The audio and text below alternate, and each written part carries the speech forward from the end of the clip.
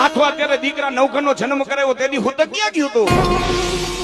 તેથી ખોડિયાર મને હુતક નહોતું લાગ્યું?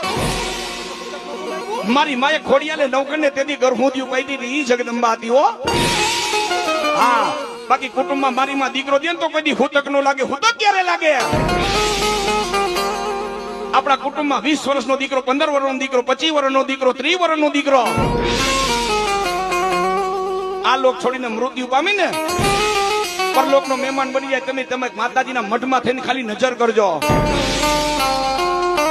માતાજીની મૂર્તિમાં છે ને ઝાખપ આવી જાય. માતાજીના ફડાવી તો કાના મહેશ થઈ જાગે. ત્યારે માતાજીને પોતાને ઓછું લાગે છે કે મારી વાડીમાંથી છોડવો ઓછો થઈ ગયો. હે ચંદેરા પરિવાર છારા ગામનો ડાયરો, ત્યારે માતાજી હવા મહિનો મઠમાં પગ નથી મૂકતી હો.